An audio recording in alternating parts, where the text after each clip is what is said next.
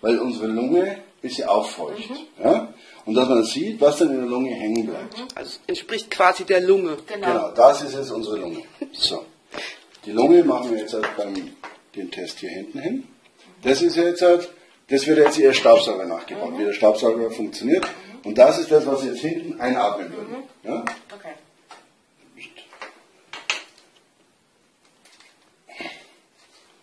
So. Das hier, das erste, das ist jetzt der Filter, den wir Sie haben. Ne? Filter. Und das hier vorne ist Ihr Staubsaugerbeutel. Gut.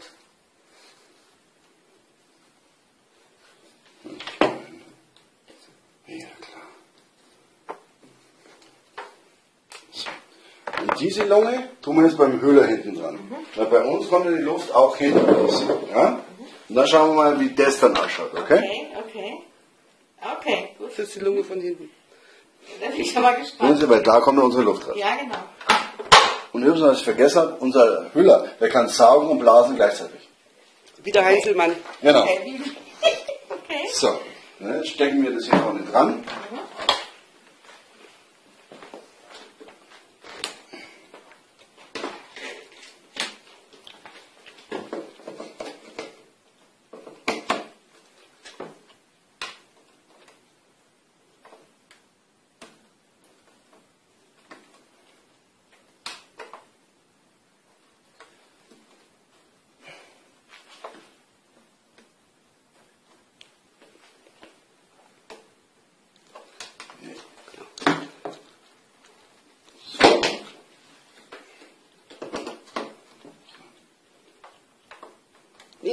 So, also nehmen wir mal hier den Teppich, ja, schalten wir die Maschine an. Ja,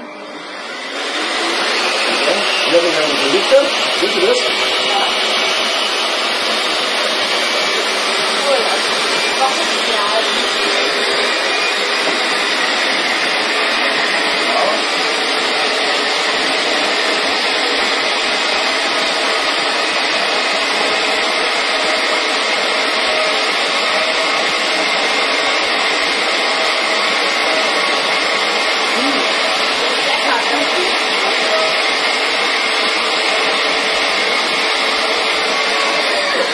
Das reicht schon. Reicht schon. Ja.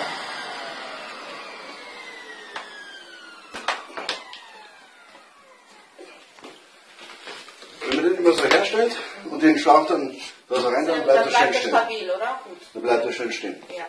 So, und jetzt schauen wir uns das Ganze mal an, wie das Ganze anschaut. So, haben wir vielleicht irgendwo ein weißes Papier für den? Oh. Ist nur der Karton.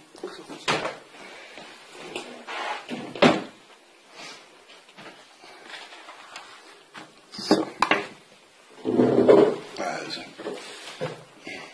Jetzt schauen wir. Das vorne ist jetzt erstmal der Beutel. Ja.